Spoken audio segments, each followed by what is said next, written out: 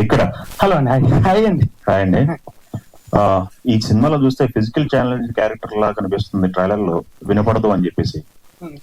ఏంటది? అది ఆ సీన్ కోసం పెట్టుకుందా, త్రూఅవుట్ సినిమా అంతా ఉంటుందా? అంటే కొంచెం అలాంటిదే అండి, కంప్లీట్ గా కాదు, బట్ కొంచెం అలాంటిదే.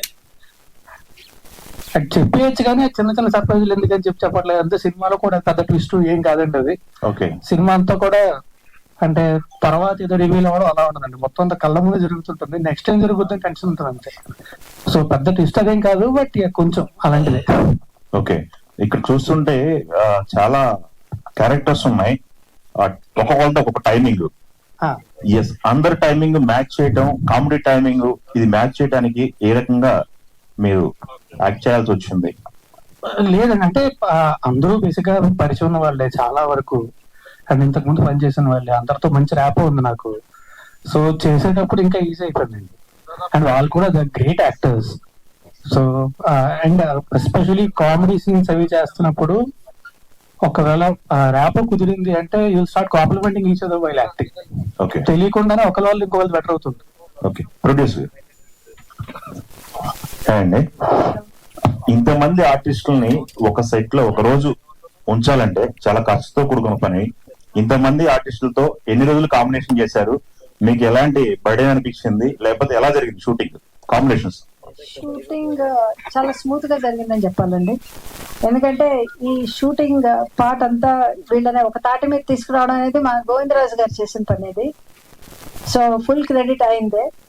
కాకపోతే సెట్ లో మాత్రం చాలా పండగ వాతావరణంలో వీళ్ళు సెలబ్రేట్ చేసుకున్నారు actually shooting. That is correct word. Okay. Director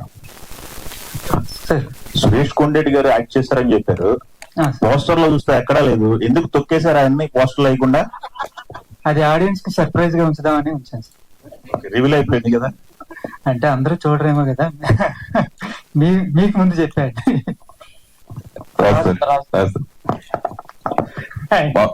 me career లో బిగ్గెస్ట్ హిట్ కుమారి 21 కరెక్ట్ గా ఈ సినిమా రిలీజ్ కూడా 21 రిలీజ్ చేస్తాం. దాని గురించి యాక్చువల్ ఆ సినిమా రిలీజ్ అయ్యి కూడా కరెక్ట్ గా ఈ 20th 10 years అవుతుంది. బట్ అలా ఏం కాదండి, బట్ సినిమా అయితే చాలా బాగా వచ్చింది. మేము చూసాము, అంత అయిపోయాక చూసుకున్నాం కూడా. విపరీతంగా ఎంజాయ్ చేసాం సినిమాని. అంటే చేసేటప్పుడు ఎంత ఎంజాయ్ చేసాం, చూసేటప్పుడు అంతకంటే ఎక్కువ ఎంజాయ్ చేసాం. సో ఖచ్చితంగా జనాలు నచ్చిందని నమ్మకం అయితే ఉంది. ఇప్పుడు హీరోలు అందరూ ఒక పక్క ఓటీటీ, ఒక పక్క సినిమాలు చేసుకుంటూ వెళ్తారు. ఆ వేరియేషన్ గురించి మిమ్మల్ని అడిగితే ఏం చెప్తారు? వేరియేషన్ అంటే ఏముంటుందండి, I mean content is the most important thing. కొన్ని కథలు ఏంటంటే మనకి థియేటర్ కంటే ఓటీటీలో చెప్తే బాగుంటుంది అనిపించేది ఓటీటీలో చెప్తాం, కొన్ని థియేటర్ లోని చూడడం కరెక్ట్ అనిపించేది థియేటర్ లో చెప్తాం, అంతే కదా. అంటే ఇప్పుడు జనాలు how they consume the content is different thing. But when you are making something, కొన్ని ఏంటంటే లాంగర్ ఫార్మాట్ లోని సిరీస్ లో చెప్తే బాగుంటుంది అనిపించేది ఓటీటీస్.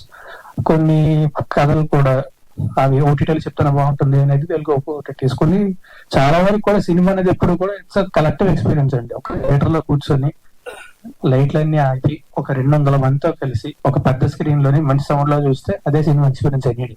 ఇందాక మాట్లాడుతూ నన్ను ఎంత తొక్కినా నేను స్ప్రింగ్ లో పైకి వస్తాను అన్నారు.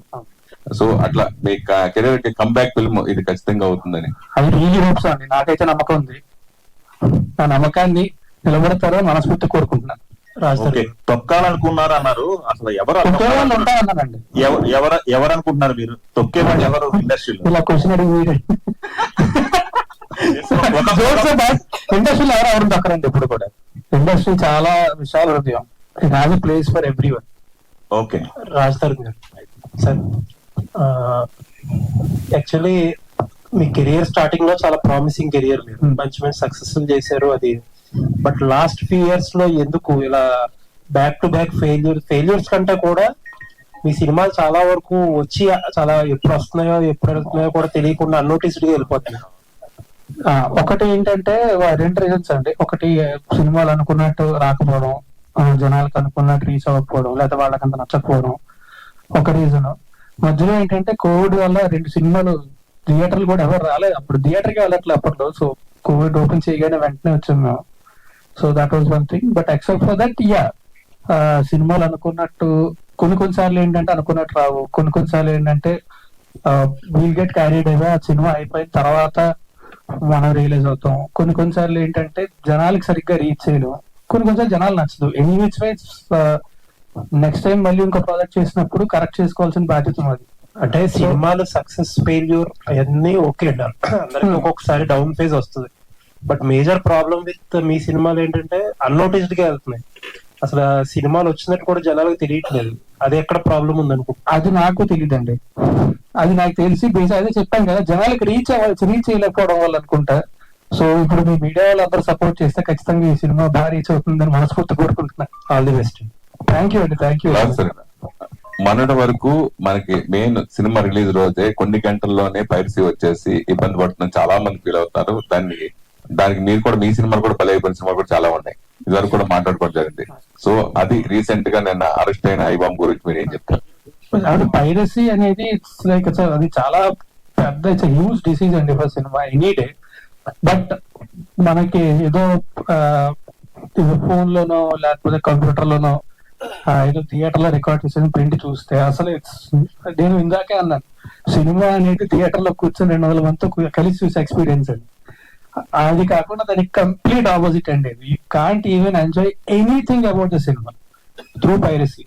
దానివల్ల ఏంటంటే ఒకటి సినిమా చేసే వాళ్ళకి చాలా దెబ్బ తగులుతుంది, చాలా ఇబ్బంది కలుగుతుంది, చాలా నష్టాలు వస్తాయి. అండ్ సినిమా చూసే వాళ్ళు కూడా సినిమాని ఎలా చూడాలో అలా చూడలేకపోవడం.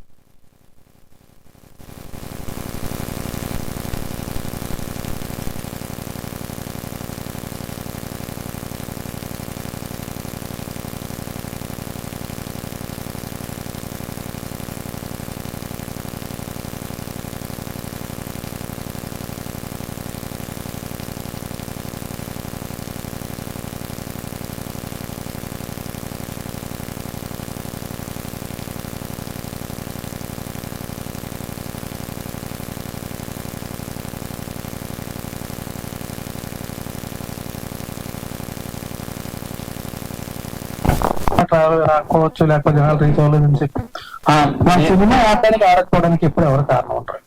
అంటే నేను మీరు సినిమా న్యూస్ కన్నా వ్యక్తిగతంగా వార్తల్లో ఎక్కువ ఉండడం వల్ల మీ కెరీర్ అది ఈ ప్రాబ్లం అయ్యి మీకు ఈ సినిమాలు కూడా పడింది అంటారా ప్రభావం?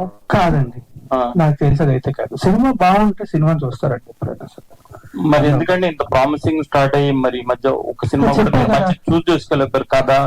చూసి అదే అండి, కొన్నిసార్లు ఏమవుతుందంటే సినిమా కథగా ఉన్నప్పుడు అంటే ఎవరు కూడా సినిమా బాగోకూడదని ఎప్పుడు చేయరండి. సినిమా చేసే వాళ్ళందరూ కూడా సినిమా ఖచ్చితంగా చాలా బాగుండాలి, చాలా పెద్ద హిట్ అవ్వాలి, అందరికీ రీచ్ అవ్వాలి ఉద్దేశంతోనే చేస్తారు. కొన్నిసార్లు మనకి ఏంటంటే సినిమా చేసేటప్పుడు అంటే రకరకాల కారణాల వల్ల, సినిమా అంటే ఒక క్రాఫ్ట్ కాదు, 24 క్రాఫ్ట్లు, ఒక 100 మంది కలిసి పని చేస్తారు. రకరకాల కారణాల వల్ల అనుకున్నట్టు రాకపోవచ్చు, కొన్నిసార్లు అనుకున్నట్టు వచ్చిన జనాలు రీచ్ అవ్వకపోవచ్చు. సో కొన్నిసార్లు అంటే మనం అనుకున్నది మనం చేసినా మేబీ జనాలు కావాల్సినది కాకపోవచ్చు. సో ఒక సినిమా ఆడడానికి ఆడకపోవడానికి అనేది చాలా కారణాలు ఉంటాయండి. సో ప్రతిసారి ఏంటంటే నెక్స్ట్ టైం ముందు చేసిన పొరపాటు చేయకుండా చూసుకోవడం వరకు మన బాధ్యత. అంటే సినిమాలో మీ ఇన్వాల్వ్మెంట్ ఎంతవరకు ఉంటుందండి? మీరు రైటర్ అని కూడా కదా?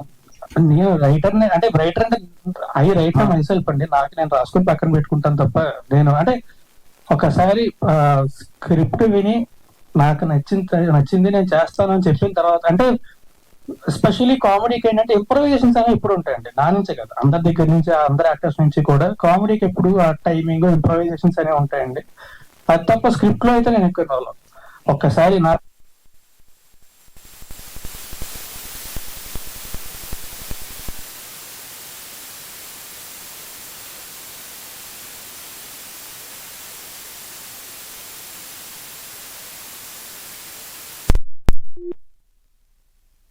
ఇప్పుడు వివేక్ గారు మాట్లాడుతున్నారు కదండి, బయ్యర్స్ ఎవరు వచ్చినా కూడా వాళ్ళకి ఇవ్వకుండా మేమే డైరెక్ట్ రిలీజ్ చేసుకుంటున్నాం అంటే అంత కాన్ఫిడెన్స్ మీకు ఈ సినిమా మీద? బయ్యర్స్ కి వెళ్తే కొద్దిగా మంచి థియేటర్లు దొరుకుతాయేమోగా? అది మేమందరం కలిసి కూర్చొని మేమే రిలీజ్ చేసుకుంటే బాగుంటుంది అని అనుకున్నాం. ఎందుకంటే మీరు అడిగారు కదా, చాలా కాన్ఫిడెంట్ గానే ఉన్నాం మా సినిమా మీద. అంటే content is the hero, content అంత బాగుంది. అది కూడా గోవింద్ గారు చెప్పినట్లు మేము ప్రివ్యూస్ వేసినప్పుడు వాళ్ళ ఫీడ్బ్యాక్ అది చూసి మాకు 200% కాన్ఫిడెంట్. రాశి So hi Rashi, myself Hi. Hemamali here. First of all, congratulations. Work looks too beautiful. చాలా బాగుంది. So much. అండ్ ఇందాక మీరు మాట్లాడుతూ ఈ క్యారెక్టర్ కి రాశికి చాలా సిమిలారిటీస్ ఉంటాయి. This is what I want to take up అని చెప్పని అన్నారు. అంటే రాశి బయట ఎలా ఉంటుంది అన్నది ఖచ్చితంగా ఆడియన్స్ చూడాలి అన్న ఒకే ఒక్క ఉద్దేశంతో మీరు ఈ కథను యాక్సెప్ట్ చేశారా, లేదా నిజంగానే కథ బాగా నచ్చిందా? కాదు కాదు కాదు, అది ఒక్క వన్ మోర్ ప్లస్ పాయింట్ అంతే. కథ చాలా బాగుంది, ఎంటర్టైనింగ్ గా ఉంటది, ఫన్ గా ఉంటది. నాకు పర్సనలీ కూడా ఈ టైప్ లో మూవీస్ అంటే చాలా ఇష్టం. అండ్ చాలా ఇయర్స్ నుంచి ఉంది మైండ్ లో, ఈ టైప్ లో క్యారెక్టర్ చేయాలి, ఈ టైప్ లో మూవీ చేయాలి. కరెక్ట్ టైం లో వచ్చింది. అండ్ నేను చేసిన క్యారెక్టర్ మీరు చూసారు, కొంచెం సీరియస్ గా అయిపోయింది. సో అలానే కొంచెం వెరైటీ ఇవ్వాలి అందరికి, కాబట్టి ఇది చూస్ చేసుకున్నాం. All the very best. And Thank you. Raj గారు Yeah. హాయ్ అండి. సో మీరు మీ స్ట్రెంగ్త్ ఆఫ్ ది ఫిలిమ్స్ అంటే ఏం చెప్తారండి బేసిక్ గా? స్ట్రెంగ్త్ అంటే నా strength మీ పరంగా మీరు యాక్ట్ చేసే దాంట్లో స్ట్రెంగ్త్ అంటే ఏంటి? నాకు నేను బాగా ఎంజాయ్ చేసేది అయితే ఇప్పుడు కూడా కామెడీ ఎంటర్టైన్మెంట్. మీ టైమింగ్, మీ కామెడీ, ఎంజాయ్ చేస్తాను చేసేటప్పుడు. మీ షార్ట్ ఫిల్మ్స్ నుంచి చూస్తూ ఉన్నాం. Yeah. మీ కామెడీ టైమింగ్ అనేది ఒక డిఫరెంట్ లెవెల్ లో ఉంటుంది. డూ యూ థింక్ దిస్ పాంచ్ మినార్ అన్నది మీ స్టాండర్డ్స్ ని, ఐ మీన్ మీ మార్క్ ఏదైతే ఉందో, మీ హోమ్ గ్రౌండ్ ఏదైతే ఉందో దాన్ని రీప్రజెంట్ చేస్తుందని అనుకుంటున్నారా? అంటే నేను అంటే as an actor you always want to do different kinds of characters, different kinds of roles. So ఒకప్పుడు నేను ఏంటంటే చాలా హైపర్ గా ఉండేవి చేసేవాడు. తర్వాత ఐ వాంట్ టు అంటే obviously as an actor you will feel కదా, కొంచెం కొత్తగా ట్రై చేద్దాం అని చెప్పి.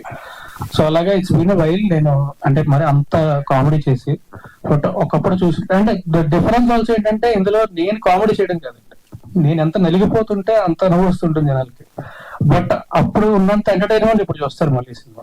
యాక్చువల్లీ మీ కామెడీ ఫిలిమ్స్ లో, ఐ మీన్ కామెడీ జోనర్ ఉన్న వాటిలో ఉయ్యాల జప్పాల కావచ్చు, సినిమా చూపిస్తామా కావచ్చు, ఇట్ లైక్ టాప్ నాచ్ ఉంటుంది. ఈ రెండిట్లో పేరు వచ్చేసి అవికా గౌరి.